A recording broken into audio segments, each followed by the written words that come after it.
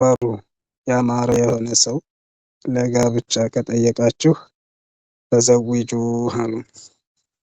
ዳሩት ወይንም ደግሞ ራሳችሁ ሙባሽር ስትሆን አግቡት ሲሉ ረሱል ዓለይሂ ሰላቱ ወሰላም መክረዋል። ለምንድን ነው ሁለት ሰዎች ሸሪዓ ከሆነ መመሪያቸው በመካከላቸው ሸሪዓ ህግን ካስቀመጠላቸው ዙልም የሚባል ነገር በመካከላቸው ጥላቻም ሆነ ዙልም ሊከሰት አይችልም። ለምን አንድ ዓሊም አንድ ሰው ልጁን ለማን ነው መዳር ያለበት ተብለው ተጠየቁ። ያው ዓሊም ደግሞ አላህን ለሚፈራና ስለ ዲኑ ለሚያውቅ ሰው ሲሉ መለሱ። ምክንያታቸውንም እዛው ተናገሩ። ያ ሰውዬ ኢን አሐበሃ አክረመሃ አሉ። ከወደዳት በተገቢው ካፈቀራት ተንከባክቦ እንደ ዘውዱ እንደ ልብሎ እንደ አልማዙ አድርጎ ጠብቆ ይይዛታል። ካልወደዳት ደግሞ አይበድላትም፣ ግፍ አይሰራባትም ሲሉ ተናገሩ።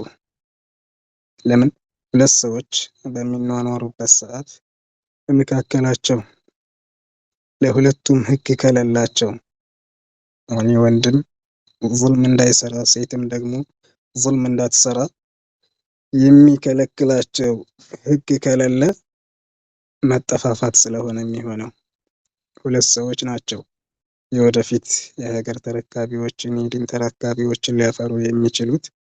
እነሱ መካከል ሸሪዓ መመሪያ ሆኖ ሊቀመጥ ይገባል። ወንዱም ከዛሊከ መመልከት ያለበት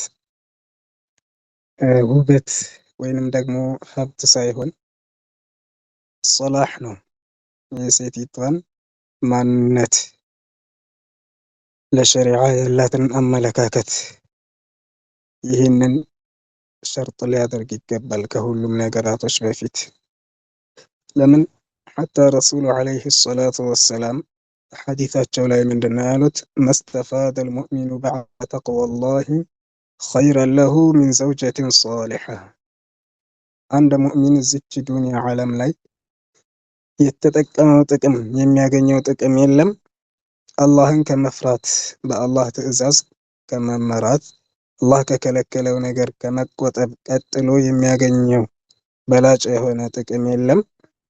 ሚን ዘውጀቲን ሷሊሐ ሷሊሕ አላህን የምትፈራ የሆነችን ሴት አላህን የምትፈራ የሆነችን ሚስት ከማገኘት የተሻለ ሌላ የሚያገኘው ኸይር የለም አሉ። ለምን እቺ ዘውጀቱን ሷሊሐ ኢን አመረሃ አጣዐትሁ ለዛ ትታዘዘዋለች፣ ቢመለከታት ታስደስተዋለች። የሆነ ነገር እንዳሰሪ ብሎ ቢምልባት ወይንም እንድሰሪ ብሎ ቢምልባት ያንን መሐላውን እንዳይዘው የፈለገውን ነገር ታደርግለታለች።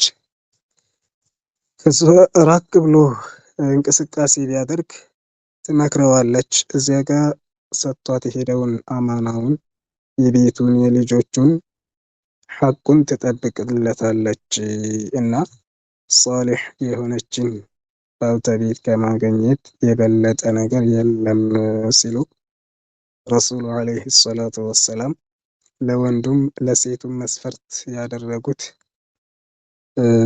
ሶላህ ነው።